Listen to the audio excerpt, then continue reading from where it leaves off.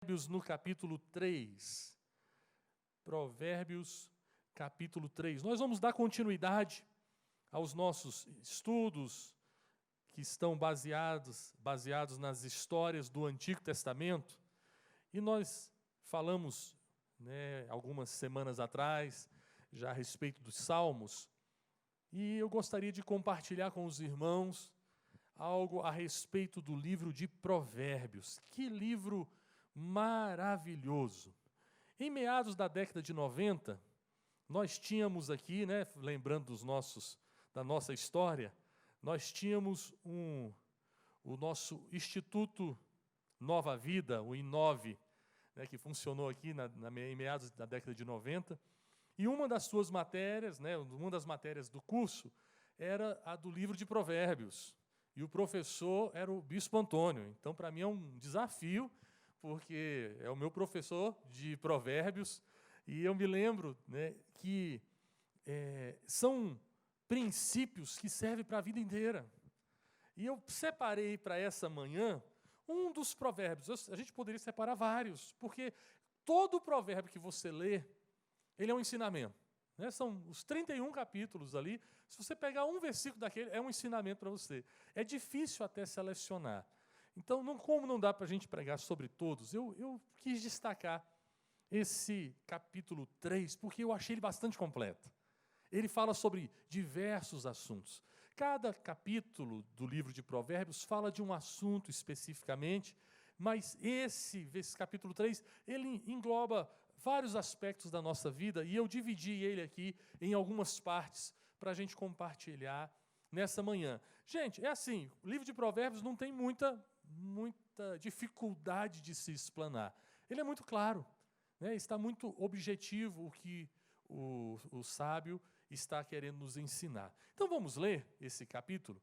Você que está acompanhando pela internet, pelo YouTube, o texto bíblico vai estar aí na tela do seu computador ou do seu tablet. Se você está acompanhando pela sua Smart TV, também aparece o texto bíblico. Essa versão é a revista e atualizada. Diz o texto: Filho meu, não te esqueças dos meus ensinos, e o teu coração guarde os meus mandamentos, porque eles aumentarão os teus dias e te acrescentarão anos de vida e paz. Não te desamparem a benignidade e a fidelidade, ata-as ao pescoço, escreve-as na tábua do teu coração, e acharás graça e boa compreensão diante de Deus e dos homens. Confia no Senhor de todo o teu coração e não te estribes no teu próprio entendimento. Reconhece-o em todos os teus caminhos e ele endireitará as tuas veredas. Não sejas sábio aos teus próprios olhos. Teme ao Senhor e aparta-te do mal. Será isto saúde para o teu corpo e refrigério para os teus ossos. Honra ao Senhor com os teus bens e com as primícias de toda a tua renda, e se encherão fartamente os teus celeiros, e transbordarão de vinhos os teus lagares. Filho meu, não rejeites a disciplina do Senhor, nem te enfades da sua repreensão, porque o Senhor repreende a quem ama, assim como o pai ao filho a quem quer bem. Feliz o homem que acha sabedoria e o homem que adquire conhecimento, porque melhor é o lucro que ela dá do que o da prata, e melhor a sua renda do que o ouro mais fino. Mais preciosa é do que pérolas, e tudo o que podes desejar não é comparável a ela. O alongar-se da vida está na sua mão direita, na sua esquerda, riqueza e honra. Os seus caminhos são caminhos deliciosos, e todas as suas veredas, paz. É árvore de vida para os que a alcançam, e felizes são todos os que a retêm. O Senhor, com sabedoria, fundou a terra, com inteligência estabeleceu os céus. Pelo seu conhecimento, os abismos se rompem e as nuvens destilam orvalho. Filho meu, não se apartem estas coisas dos teus olhos. Guarda a verdadeira sabedoria e o bom siso, porque serão vida para a tua alma e adorno ao teu pescoço. Então andarás seguro no caminho e não tropeçarás o teu pé. Quando te deitares, não temerás, deitar-te-ás e o teu sono será suave. Não temas o pavor repentino, nem a arremetida dos perversos quando vier, porque o Senhor será a tua segurança e guardará os teus pés de serem presos. Não te furtes a fazer o bem a quem de direito, estando na tua mão o poder fazê-lo. Não digas ao teu próximo, vai e volta amanhã, então tu darei, se o tens agora contigo. Não maquines o mal contra o teu próximo, pois habita junto de ti confiadamente. Jamais pleiteis com alguém sem razão, se te não houver feito mal. Não tenhas inveja do homem violento, nem sigas nenhum dos seus caminhos, porque o Senhor abomina o perverso, mas aos retos trata com intimidade. A maldição do Senhor habita na casa do perverso, porém a morada do justo ele abençoa. Certamente ele escarnece dos escarnecedores, mas dá graça aos humildes. Os sábios herdarão honra, mas os loucos tomam sobre si a ignomínia. Vamos orar. Pai querido, eu peço que a tua misericórdia e a tua graça seja sobre nós. Pai, em nome de Jesus Cristo, que o teu poder se manifeste enquanto estamos meditando na tua palavra. Pai querido, eu peço que o teu Espírito Santo faça com que essas palavras tornem vida no nosso coração. Elas alegrem, desafiem, ó Deus, trabalhem no nosso coração.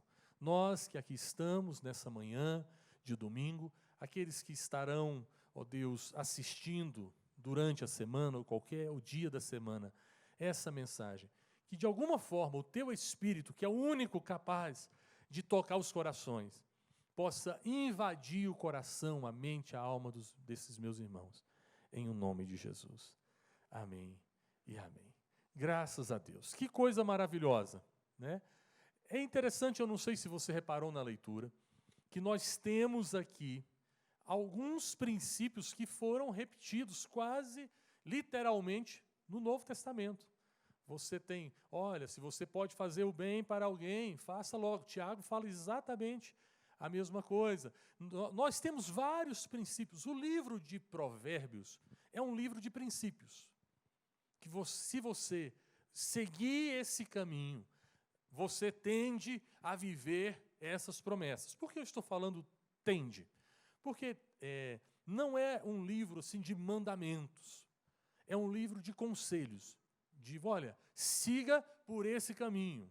Ande por esse caminho. É importante interpretar a ideia do provérbio. O que ele está querendo dizer? Algumas pessoas, às vezes, leem literalmente e falam, não, eu reivindico que isso se cumpra na minha vida, tal. Não é essa a ideia do provérbio.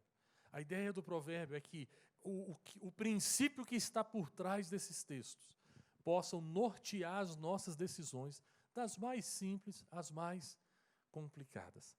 Amém? Se você puder, tire um tempo para ler o livro de Provérbios.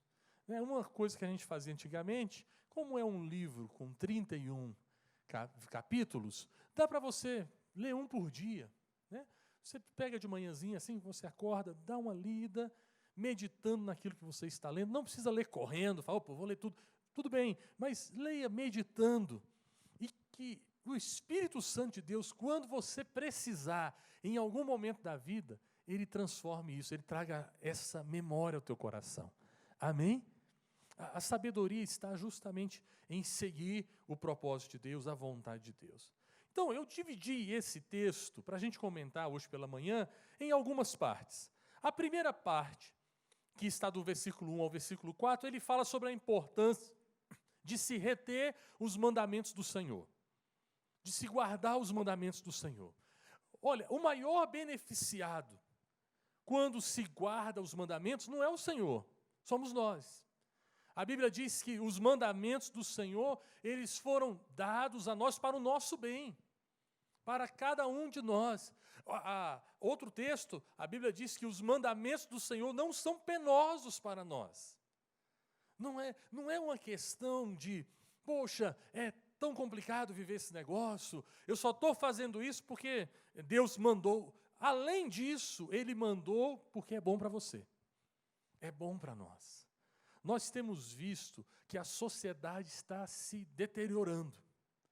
E cada pedaço da sociedade que se deteriora são princípios que foram abandonados, deixados de lado. Então, a nossa ideia não é obrigar as pessoas a viver os mandamentos, não. A ideia é que eu, uma vez que entendo a palavra de Deus, eu busque andar nos seus caminhos. Óbvio que todos os mandamentos, nem todos os mandamentos, estão ao nosso alcance. Há muitos mandamentos que são difíceis demais para nós. A Bíblia não, Jesus Cristo, quando veio ao mundo, Ele não veio para destruir o Antigo Testamento. Há um equívoco, às vezes, eu acredito que não no seu coração, mas talvez no coração de alguém, que o Antigo Testamento ele perdeu o efeito. Eu gosto de pregar no Antigo Testamento, porque os seus princípios estão repetidos no Novo Testamento. E na modernidade, uma doutrina muito nova, legal, moderna, que enfatiza a graça, e graças a Deus por isso, mas que tenta anular os mandamentos. Eu vejo com muita preocupação, porque Jesus Cristo, Ele não anulou os mandamentos, Ele cumpriu os mandamentos. Obviamente, aqueles mandamentos que eram rituais, os sacrifícios, não são mais necessários, porque Jesus Cristo já os cumpriu. Jesus Cristo é o Cordeiro de Deus. No entanto, os outros mandamentos que dizem respeito à nossa vida, à nossa convivência, continuam valendo, continuam sendo bênção. E alguns foram até mais, eles passaram do plano da ação concreta para a motivação, para a intenção. Por exemplo, no Sermão do Monte, que nós chamamos de a Constituição do Reino de Deus, Jesus diz assim: ouvistes o que foi dito, ama o teu irmão e odeia o seu inimigo. Eu, porém, vos digo, amai os vossos inimigos e orai por aqueles que vos perseguem. Gente, isso é fácil? Não é. Não é. Eu fico pensando, falando, eu não tenho inimigos, assim, a gente parece que não tem, mas é muito difícil quando alguém te machuca, quando alguém te fere. Não precisa nem ser um inimigo, pode ser até alguém próximo. Quando essa pessoa te machuca, não é difícil. E a Bíblia diz, amai os vossos inimigos. Aí ele diz também assim, ouvistes o que foi dito, olho por olho, dente por dente. Eu, porém, vos digo, aquele que maldisser, disser palavras de maldição contra o seu irmão, se assemelha ao assassino. Nossa, que coisa, né, pesada.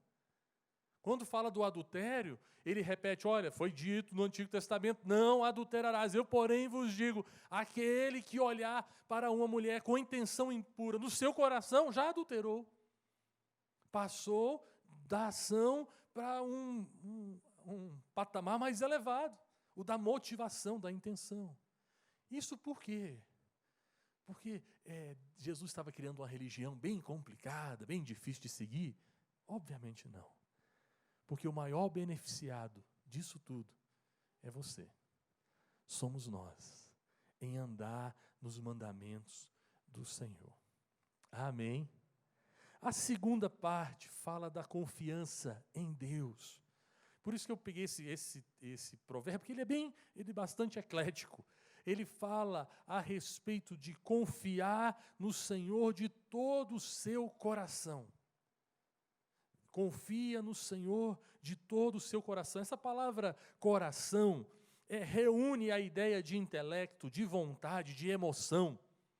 É uma juntar dessas coisas no hebraico, quando ele fala de, olha, confia no Senhor com toda a sua mente, com toda a sua força, com todo o seu raciocínio, com todos os seus sentimentos, confie no Senhor. Só que ele coloca uma negativa, né? Confie ao Senhor, mas não confie em quem? Em você mesmo. Não te estribes no teu próprio entendimento. A palavra estribes não é muito usada por nós hoje em dia, né? Quantos aqui estribaram hoje? Porque tem muito a ver com um elemento de quem andou muito a cavalo, o estribo, né? Você pisava ali para subir. Os meninos mais novos estão olhando assim, o que é isso? É o que? O volante? É onde a gente pega, onde aperta o botão. Você tinha que pisar no estribo para subir no cavalo, e é o que dá o equilíbrio, especialmente quando a gente não tem muito costume, né? Você se equilibra. E aí, então, a ideia é o seguinte: confie no Senhor, isso é bom, mas não confie em você mesmo. Não ponha a sua confiança no seu ego. Porque uma coisa é diferente, é antagônica à outra. Ou você e eu confiamos em Deus, ou nós confiamos no nosso taco. Está mais moderno? Se você confia, não, eu confio em mim. Isso eu sei. Você já percebeu que a maioria das vezes que a gente erra é quando a gente tem certeza que está certo? Né? A gente tem certeza que está certo. Essa pandemia nos ensinou uma coisa: é difícil estar certo. Toda hora tinha alguém mais certo que o outro. E até agora a gente descobriu que ninguém sabe quem estava certo. Né? É muito complicado. É muito difícil. Eu tenho minha opinião, você tem a sua, tem gente brigando, pegando foice, tal. Mas a questão é que, no fundo, nós temos as nossas convicções, mas quem diz que elas estão plenamente corretas? E isso serve para a vida. Quanto mais dependente de Deus, melhor vai ser a sua vida. Essa questão da independência, né, ela é importante para nós, seres humanos. Né? A gente, desde pequenininho, aprende a ser independente. Como é bom quando os nossos filhos começam a ficar independentes, né, sair e tal, andando. Glória a Deus por tudo isso. É assim mesmo. Mas, no aspecto espiritual, na nossa vida de intimidade com Deus, quanto mais dependente do Senhor, e eu não estou dizendo infantil. Obviamente você toma suas decisões, Deus respeita, é um jovem, um adulto independente, mas que confia no Senhor, que antes de tomar suas decisões, busca a direção de Deus. É a melhor forma de acertar na vida. Confie no Senhor.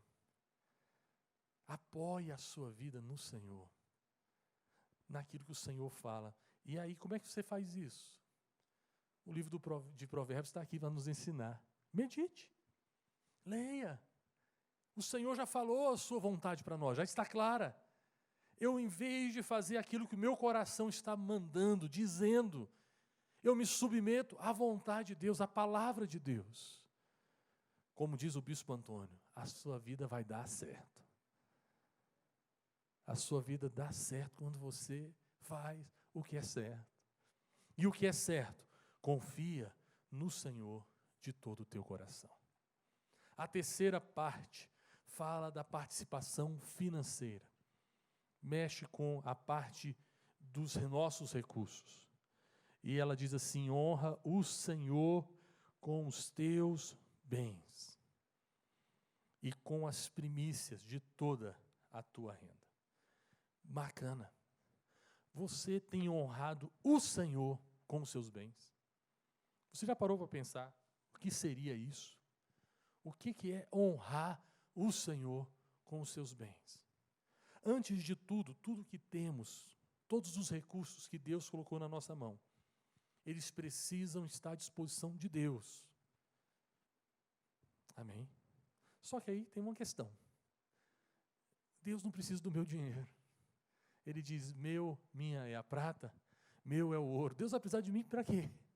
O que Deus precisa dos meus recursos? Mas para servir a Deus com os meus recursos, eles precisam estar à disposição do mais próximo. Amém. Só que a palavra que eu gosto de destacar nesse texto é a palavra primícias. Sirva ao Senhor honra o Senhor com os teus bens, com as primícias de toda a tua renda. Essa questão, hoje em dia, é mais fácil, porque a maioria de nós, né, ou boa parte, é assalariado. Você recebe o seu salário ali de uma vez só, ou às vezes 2 vezes, né, mas você recebe ali. Só que, nesse período, a maioria das pessoas, né, viviam do que se negociava, do que se plantava. Agora você imagina, você tem uma plantação e você está colhendo aquilo. E o texto diz, olha, separe a primeira parte. E separe isso para o Senhor. E em Malaquias, Deus está explicando isso, está falando, olha, vocês estão me roubando. E o povo falou, mas roubando em quê? Falou, porque vocês não estão separando as primícias. Ele diz, vocês não estão separando o dízimo. Vocês estão guardando para vocês. E talvez fosse um sentimento até lícito, humanamente falando. Se eu entregar as primícias, o que garante que vai dar certo o restante? O que garante que no meio da colheita não vai acontecer algum acidente? Não vai ter uma leva de gafanhoto vindo da Argentina? E vai comer tudo, né? Onde estão os gafanhotos? Sumiram, né? Graças a Deus, eles zanzaram e foram embora. Né? Graças a Deus. Mas, quer dizer, eu não sei, de repente está pegando algum lugar, eu estou mal informado. Mas se eu fizer isso, se eu entregar primeiro, é um princípio. Aqui está estabelecido um princípio. Você quer ter uma vida financeira tranquila? Honra o Senhor com os teus bens. Parece estranho falar desse negócio de dízimo hoje em dia. Especialmente porque você vê tanto escândalo, né, de pessoas lidando de forma incorreta com o dinheiro da igreja. Mas o princípio não mudou porque tem gente roubando. Entendeu? Tem gente. E eu ainda acredito que na fidelidade a Deus. Deus não precisa que eu seja fiel. Mas eu acredito que Deus se alegra com a minha, com a sua fidelidade. E você e eu podemos ser fiéis em muitas coisas, mas quando fala de dinheiro, dinheiro é a parte mais complicada. Alguém já disse que o dinheiro é a última parte que se converte no coração de muitas pessoas. Tem dificuldade para ajudar. Tem dificuldade para estender a mão. Graças a Deus por essa igreja, pelo coração, pela generosidade dos irmãos. Eu digo isso, né, assim, vendo os frutos que nós temos colhido em todos esses anos, do investimento na vida de outras pessoas. Graças a Deus pelos milagres que Deus tem feito. Eu vejo como um milagre de Deus esse batismo que nós teremos no final do mês, lá em Janaúba. É um milagre. Uma igreja que está completando seu 2º ano de vida, passou praticamente o ano todo fechado, né? Porque a mesma coisa que março fechou e depois foi abrindo, mas abrindo com todos aqueles protocolos. Tivemos a mudança, o pastor Naldo, que iniciou a igreja, precisou ir para Montalvânia, e aí o pastor Nilson, que todos nós conhecemos aqui, foi para Janaúba, e apesar disso tudo, a igreja está crescendo. Está crescendo porque Deus é bom. Agora, só é possível termos uma igreja em Montalvânia, em Janaúba, em todos esses locais, por causa do investimento financeiro. O sustento dos missionários depende de nós. Nós estamos honrando a Deus com os nossos bens também. Glória a Deus por aqueles que dispõem a vida e estão lá. Mas nós somos a retaguarda. É nós que estamos lá investindo, apoiando. E tantos milagres, tantos testemunhos maravilhosos. Eu estava ouvindo ontem uma mensagem do nosso querido pastor Magno, de Juvenília.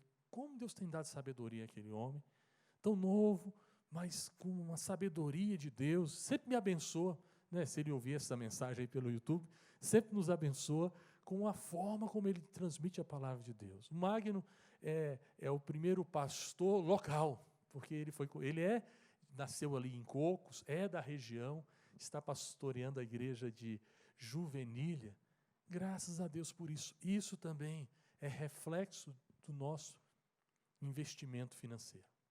Honra o Senhor com os teus bens. Eu não estou aqui sendo leviano, dizendo todo mundo que dá o dízimo não passa por dificuldade financeira. Eu não poderia nem dizer isso. Mas eu posso dizer uma coisa. Todo aquele que é fiel a Deus, com as suas finanças, Deus abençoa. Ele passa até por dificuldades, mas Deus abençoa. É um princípio, é tão interessante, é um princípio. Você confia no Senhor e deixa que Ele cuida do restante. Né? A pessoa pode pensar assim, não, mas peraí, eu tenho tão pouco, se eu tirar um pedaço vai faltar mais. De forma alguma. Tudo que você tem é do Senhor. Quem está cuidando da sua vida é o Senhor. Amém. Amém. Aí vem a quarta parte. A quarta parte é mais fechada, porque fala de disciplina. Ai, meu Deus. A partir do versículo 11, ele diz, filho meu, não rejeites a disciplina do Senhor. Eu aprendi isso com minha mãe, ela não gosta que eu fale muito isso não, porque ela ajudava muito com a varinha, espero que ao assistir ela tenha misericórdia, mas naquela época, na minha infância, a varinha comia solto. E tinha uma coisa que minha mãe não admitia de jeito nenhum, correr da pisa. Já viu o menino correndo, que a mãe pegava o chinelo, o menino saia correndo, aí ficava a mãe correndo, e o menino correndo, correndo. Nossa, isso era inadmissível para minha mãe. Ela, lá em casa, tinha tudo marcado, era tudo tão certinho. A gente desobedecia em algum local, aí ela fazia aquela olhadinha de mãe, assim. Ninguém percebia, mas a gente já sabia que a casa tinha caído. Aí você já perdia a graça do ambiente, a diversão já não era tão a mesma. Aí até a dona da casa, o dono da casa, fala, mas você está bem? O menino está bem? Aí ela, está bem, né? E dá aquele sorriso. Aí você, eu estou bem. Aí de vocês falassem. E aí, aquela palavra no coração aqui, bem no ouvidinho. Quando chegar em casa, a gente acerta.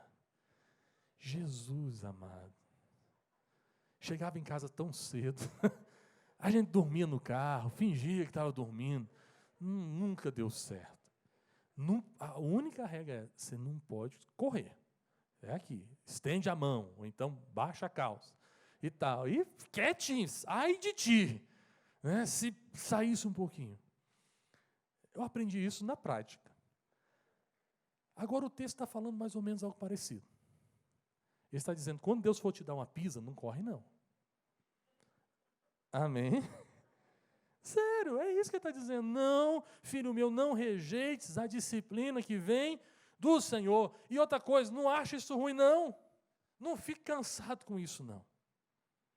Deus nunca disse que enriquece a quem Ele ama. Não existe nenhum texto na Bíblia que diz assim, eu enriqueço a quem amo. A Bíblia diz, eu disciplino a quem amo. Amém? Eita, parece que... Agora, por que a gente disciplina os filhos? Você é pai. A maioria de nós, quantos pais e mães temos aqui? A maioria. E os meninos estão todos assim, pastor, muda de mensagem, pula essa parte. Que pena que não tem salinha. Agora eu sei porque não tem salinha, porque a gente fica... Agora eu sei quem está dando ideia para o meu pai, né? Os meninos estão assim, meu Jesus, está falando de pisa. Mas a grande questão, por que a gente disciplina? É para o mal? Quando você corrige, quando você coloca de castigo, é para o bem. Agora, se você e eu que somos pessoas más, sabemos fazer isso para o bem dos nossos filhos, e Deus? Você já parou para pensar que a aprovação, a luta, a dor que você está passando, pode ser Deus te disciplinando? E isso não é um problema. Parece que, eu já ouvi isso demais, passando por umas lutas, temor, alguém fala assim, pastor, será que não é porque Deus está pesando a mão? Como se fosse algo ruim. Se for, que bênção, porque Ele me ama. Sabe qual é a maneira de Deus dizer assim, olha, eu te amo, mas o problema agora é seu. Ele deixa de disciplinar você. Isso está lá em Romanos, capítulo 1. Diz assim: por isso Deus os entregou a uma disposição mental reprovável. Sabe o que é isso? É Deus falando: olha, não adianta ficar corrigindo, não. Não adianta ficar corrigindo. Deixa fazer. Deixa ele aprender na prática. E é muito complicado. Eu aprendi demais essas frases assim: é melhor apanhar aqui do que da polícia. Minha mãe falava isso. Eu nunca soube o que é apanhar da polícia, graças a Deus. Eu falei: é melhor aqui do que lá fora. A grande questão é que Deus continua nos disciplinando. E é para o nosso bem. Não foge, não. Não acha ruim, não. Amém? Isso é estranho, porque nós estamos vivendo num mundo hedonista, no mundo do prazer. Tudo que não dá prazer é ruim. Tudo que não dá prazer. Já viu o remédio hoje? Tudo remédio é doce. Quantos tomaram aqui emulsão de Scott com biotônico Fontoura? Aquilo foi feito no quinto. Até hoje, quando eu falo, eu sinto gosto da emulsão de Scott, que peixe... Aquilo era o fígado do peixe, triturado, né? Hoje em dia não pode ter. Hoje, vocês viram que tem emulsão de Scott com sabor? Hoje em dia você come aquele trem com sabor, tutti-frutti. Porque hoje nada pode fazer mal, nada pode ser amargo. Chá de boldo, nem pensar. Né? Nós estamos vivendo numa época, isso é só exemplos do dia a dia, mas uma época do hedonismo. Tudo que não traz prazer é ruim. Tudo que não traz satisfação é ruim. E aí gera um problema para nós, para os nossos filhos. E aí você vê o tempo todo essa geração, especialmente os mais jovens, lidando com conflitos terríveis. Porque namoraram, não deu certo o namoro, aí a pessoa entra num... foi demitido da empresa, a pessoa perde o chão. E vivemos uma série de coisas que, em muitas vezes, é resultado de uma sociedade que desaprendeu o benefício da disciplina. Que é bom, que é importante e que Deus faz isso. E o texto aqui, Salomão, o sábio, né, ele pegou leve. Porque Hebreus não pegou leve, não. Porque Hebreus, se não me engano, no capítulo 12, diz assim: porque Deus disciplina a todos a quem ama. Ok. E aí fala assim: e açoita. Ai, né? Não ardeu? Né? Por que isso? Na verdade, é para o mal? De forma alguma. Deus quer que você... Deus tem felicidade no seu sofrimento? De forma alguma. Mas Deus sabe que em muitos momentos o seu sofrimento, a sua privação, está te resultando em crescimento, em maturidade, em respeito. Você aprendeu a respeitar outras pessoas porque você aprendeu isso dentro de casa. Seu pai, sua mãe ensinaram. Os meninos estão, pelo amor de Deus, pastor, muda para o próximo passo. Já estão olhando um para o outro ali, falando assim: meu pai não devia ter vindo para o culto, não sei porque deu certo essa inscrição. Mas é bíblico, você aprendeu a respeitar lá dentro. Você respeita o seu chefe lá fora porque você aprendeu a respeitar o seu pai e a sua mãe dentro de casa. Amém? E tem que ser assim. Precisa ser assim. Eu já falei para os irmãos, e ouvi de novo, essa semana, a mesma frase. Uma senhora, eu acredito que seja avó daquela criança, no shopping, isso não é comum, não é tão incomum de se achar. Estavam saindo de uma loja de brinquedo, não sei se é Rehap, Cia Toy, e o menino estava fazendo um escândalo. Mas no shopping inteiro. Eu até olhei porque eu achei que ele estivesse sofrendo maus tratos. Aí quando eu olhei, estava um senhor, que possivelmente era o marido dela, já estava uns 10 passos na frente. Ela toda constrangida, tentando, calma, meu... E o menino, quanto mais ela tentava quietar o menino, mais o menino gritava. Um parêntese, eu não conheço a criança. Pode ser um autista, pode ser um menino com problema. Tudo bem? Tá? E aí está totalmente, é entendível, é totalmente compreensível. Tem autistas que entram em parafuso, assim, em crise, só por causa de barulho. Houve um barulho, começa a ficam mal, gritam. Mas vamos partir do pressuposto que não fosse. Porque o argumento dela foi muito ruim. O argumento que ela usou para que o menino quietasse foi o seguinte: eu sempre te dou tudo que você quer. E eu pensei o seguinte: então está justificado. O menino está certo. Porque eu fico pensando assim, se eu sempre tivesse tido tudo que eu quisesse, e uma hora eu deixasse de ter, ia ser muito complicado. Não é verdade? Se eu tivesse tudo, se eu tivesse tido o meu Escort XR3 com 18 anos de idade, né, que era meu sonho, eu olhava aquele carro e falei, Deus vai me dar recurso para comprar um Escort XR3. Se Deus tivesse me dado naquela época, eu não sei nem se eu estaria na igreja, estaria batido aquele carro, andado aí, ele era conversível. A única vez na vida que eu andei de carro conversível, nunca mais, eu aluguei uma vez um Bugre, meu Jesus, que coisa terrível. Carro conversível, para mim é melhor fechadinho, tudo na benção. Mas isso é outro assunto.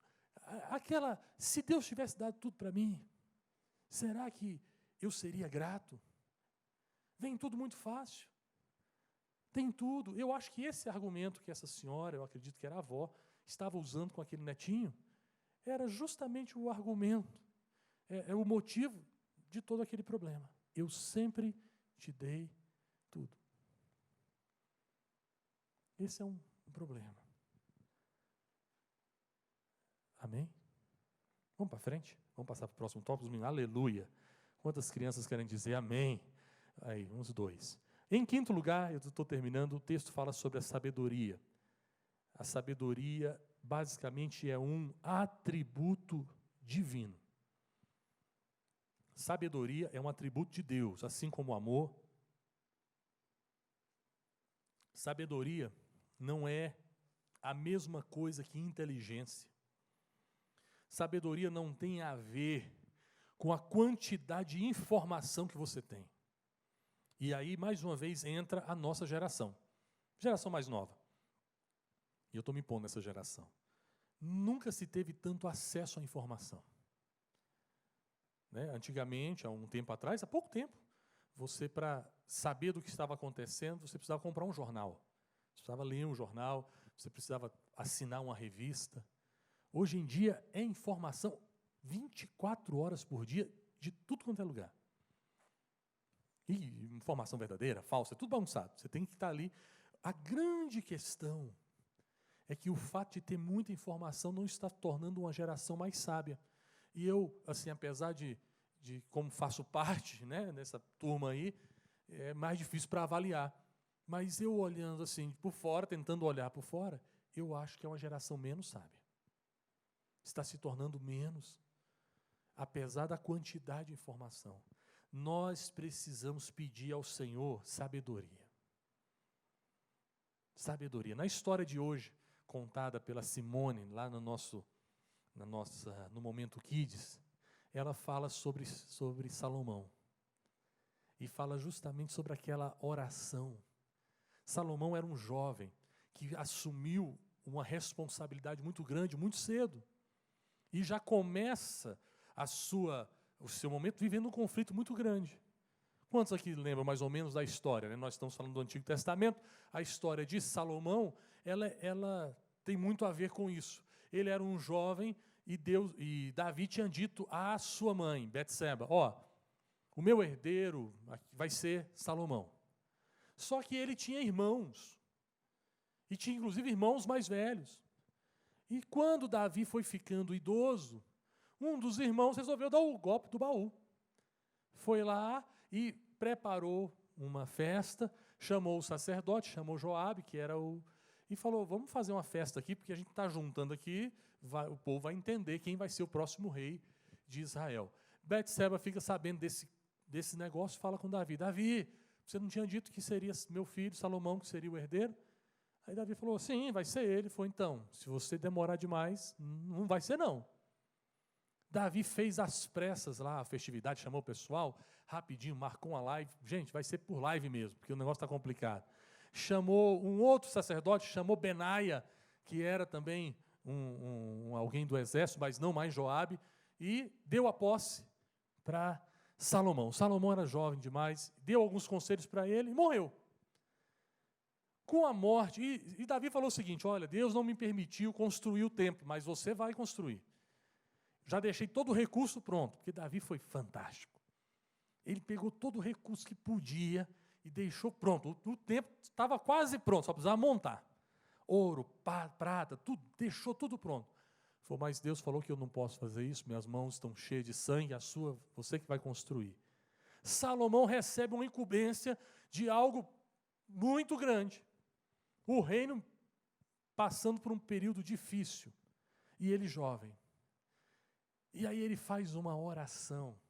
Ele tem um momento de encontro com Deus, melhor dizendo. E Deus fala algo que eu não sei se já falou com você.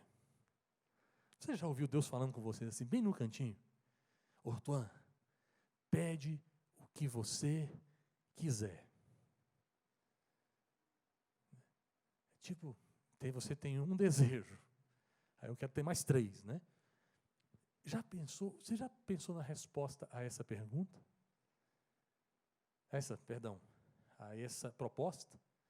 Se Deus dissesse para você hoje à noite, meu irmão, minha irmã, peça o que você quiser. É uma pergunta bastante ampla. E se você não leu a história, você não sabia, não tinha nenhum norte, assim, um exemplo, um bom exemplo para você seguir.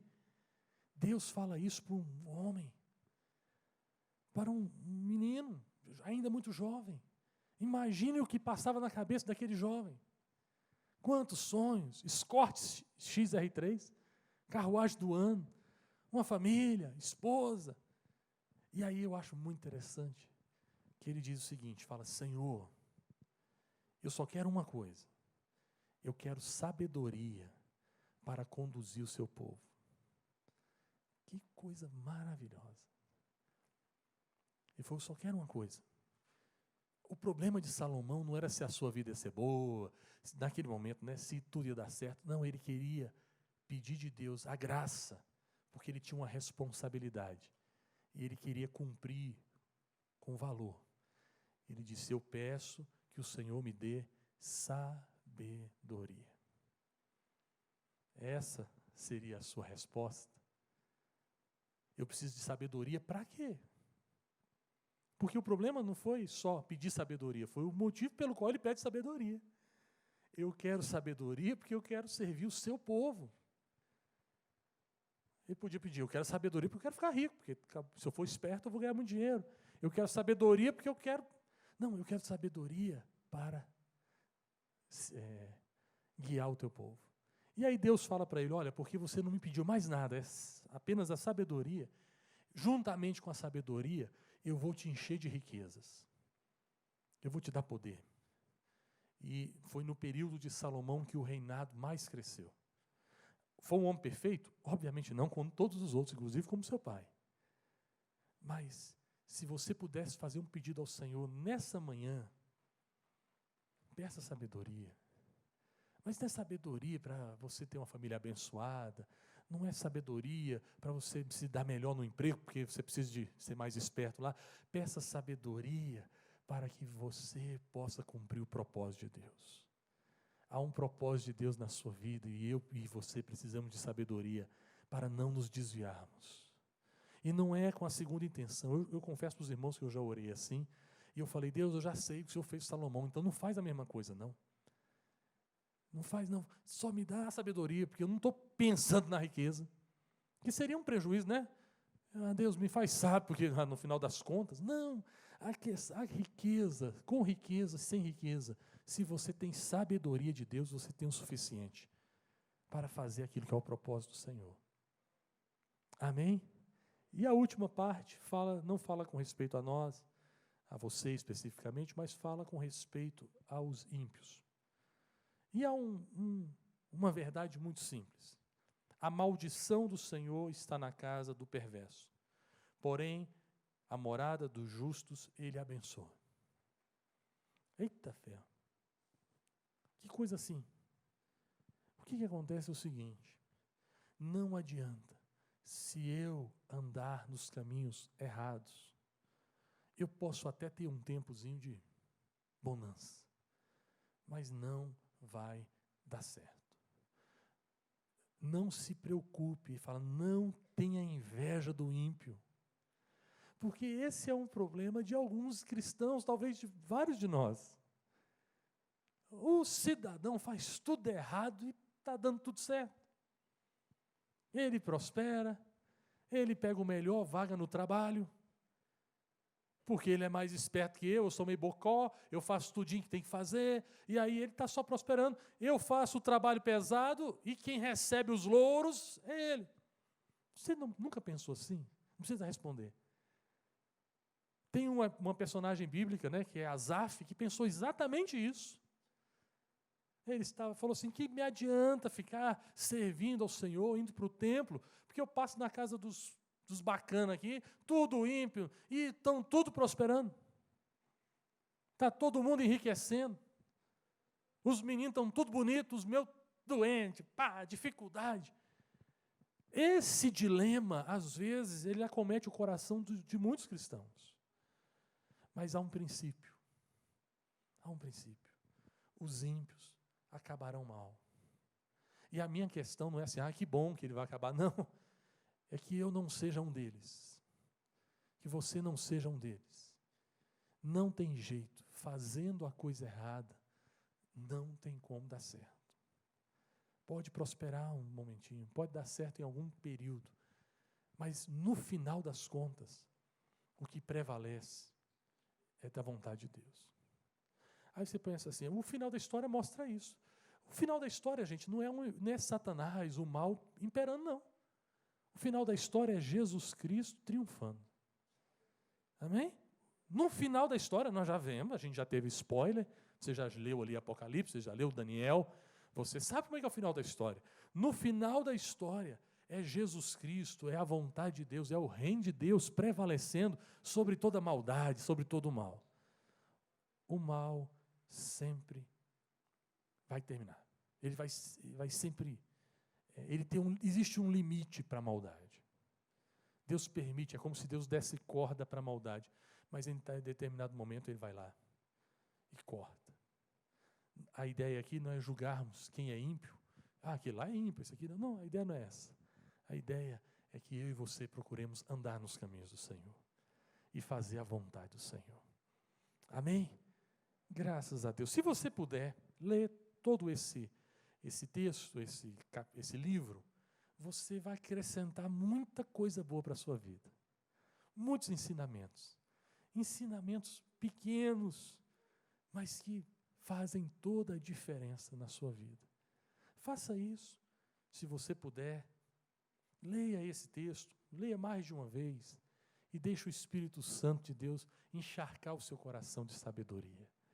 Nós precisamos. Foi escrito por Salomão no momento em que ele estava usufruindo da sua sabedoria, dando conselhos. A Bíblia diz que não houve no seu período, até Jesus Cristo, homem que fosse mais sábio, tivesse sido mais rico do que Salomão. Por quê? Porque andou nos caminhos do Senhor, buscou do Senhor. Então eu gostaria que a gente fizesse essa oração, se você puder ficar em pé. E se você, de forma sincera, não é algo que eu posso fazer por você e você também não pode fazer por mim.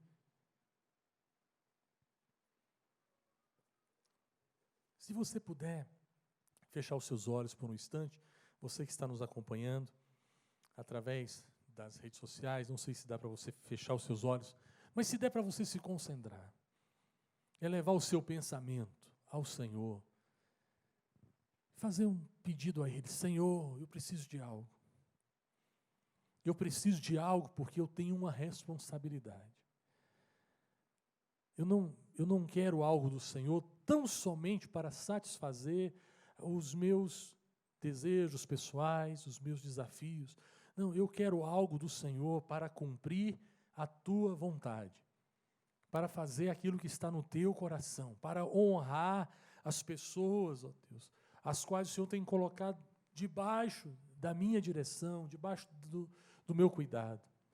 Você pode dizer isso ao Senhor, as pessoas que têm olhado para mim como uma referência, como um modelo, sejam os seus filhos, sejam as pessoas do trabalho, sejam os irmãos do seu grupo de vida, sejam os seus irmãos da igreja.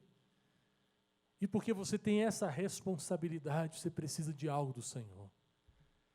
Mas o que eu preciso, o que nós precisamos, não é de força, não é de riqueza, não é de grandeza, nós precisamos da sabedoria que vem do alto, do discernimento espiritual diante dos momentos mais complexos da nossa vida. Espírito Santo de Deus, não é algo, ó Deus, que faz o nosso coração tremer, mas é algo que pode mudar, ó Deus, as decisões que nós tomamos. Deus, quantas famílias não se desfizeram por falta de sabedoria? Quantos filhos não saíram de casa e abandonaram a sua família por falta de sabedoria? Quantos pais não foram ásperos com seus filhos por falta de sabedoria? Quantas mulheres, ó Deus, não destruíram as suas casas por falta de sabedoria? Quantos maridos não trouxeram tremendas feridas ao coração de sua esposa e seus filhos por falta de sabedoria? Quantos crentes, ó Pai, não estão sofrendo porque faltou sabedoria? Quantos tomaram decisões erradas por falta dessa sabedoria que vem do Senhor? Todos nós, ó Pai, estamos suscetíveis a tomar decisões erradas, a nos precipitar, todos nós. Por isso que eu peço para mim, e eu acredito que seja a oração dos meus irmãos, dá-nos sabedoria, Senhor, dá-nos sabedoria. Ó Deus, a despeito de estarmos vivendo num mundo muito difícil, mas nunca foi fácil. Nos tempos de Noé, nos tempos do próprio Salomão, no período em que Jesus se encarnou, esteve aqui conosco, não era fácil. O mundo estava vivendo os seus dilemas, conflitos. De um lado, um liberalismo, uma imoralidade muito grande. De outro lado, os fariseus, com a sua arrogância, com a sua prepotência. Mas a tua palavra diz que as pessoas ouviam a Jesus e ficavam encantadas, porque ele falava com sabedoria, como alguém que tem autoridade.